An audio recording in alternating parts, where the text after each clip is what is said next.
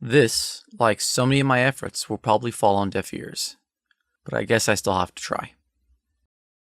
Dear Steven, I recently read your piece on Kotaku about how you feel Bethesda and Ubisoft have blacklisted your outlet. The article was titled A Price of Games Journalism. Some people responded positively to your article, while others celebrated the implied blacklist. I personally tweeted you and asked, what do you think my response should be to this? It's clear what you would like people to think after reading your article, and those who are familiar with me would probably anticipate my response would have been celebratory. I asked my question because I was hoping to engage you in an earnest discussion. I've done some writing about games, not enough that I would call myself a journalist, but for lack of a better word, I was one. Despite lacking the connections you do, I at one point was shipped off to a new game that was being made by a well-known studio. I eventually didn't go through with the story because I felt I didn't have enough to report it. In the process of considering the piece, I had to reflect on the possibility that reporting this information ahead of time would have been bad for professional relations. It was something of a moot point though, because I'm mostly invisible, at least compared to someone like yourself.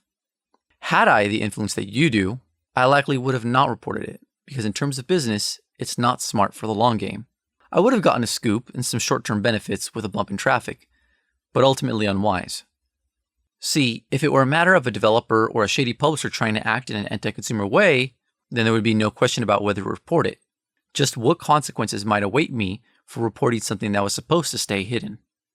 Being an advocate for my audience is the most important thing, followed by a respect for the content creators of the industry. I love both groups, but it's ultimately the gaming audience that fits the bill for everyone, and has the least amount of coordinated power. I have to help them. Let's be realistic, Steven. You made a poorly calculated move.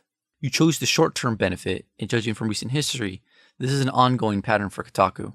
Whether it be Hernandez failing to recuse herself, Grayson badgering developers over social issues instead of the actual game, or Scryer acting just utterly unprofessional, you have to admit that you and your staff have been doing a really poor job in making yourself valuable to a developer or publisher.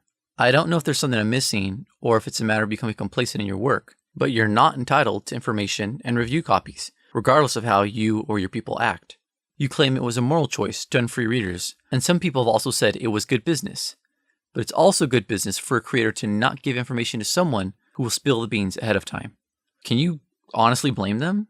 I mean, can you really say they should work with you despite proving that you probably aren't trustworthy? Kotaku has even run articles that are practically advertisements, as in the case of Diablo 3, Star Wars The Old Republic, and Call of Duty. None of this paints the picture of an altruistic outlet that just wants to service the reader.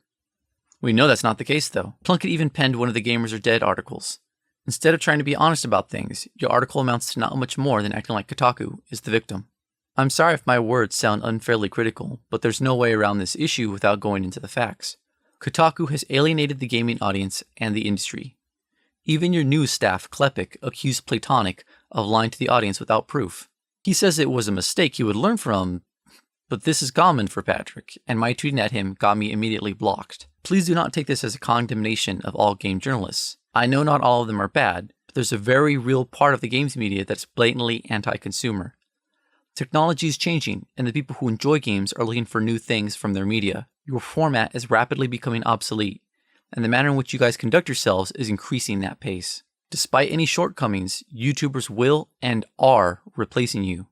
It's within your best interest to start playing nice, rather than attacking people and attaching some kind of alleged bigotry to any dissent.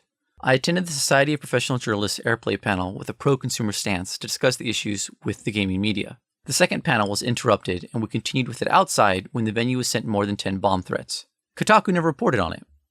This was an event that had the goal of improving things for the gaming audience, yet your outlet was mysteriously quiet about it. Do you see how this contradicts your claim of being an advocate for your reader? One of the questions posed to me during Airplay was if it was even worth it for Kotaku since there are gamers who will forever hate you. My answer hasn't changed. I still think that it would just be a matter of time for most before Kotaku can begin to slowly earn back the trust of gamers. You just have to try. It's not impossible, but it won't be easy. This reputation will follow you and your staff even if Kotaku is closed down. The lid can't be put back on. People know Kotaku and Gawker treat the end as a justification for the means. People won't forget. I certainly won't, and I won't stop talking about these things even if it's unpopular. You can condemn all gamers and say we're negative, but I'm here, aren't I? I'm still trying to make some kind of dialogue, and that's at least one person that proves you wrong. I know they're out there. I know them personally. You just have to try. You have to make it about more than yourself. I hope you consider what I've said, and hopefully I won't see blowback. For the sake of the industry, though, I think it's all worth a try. Regards.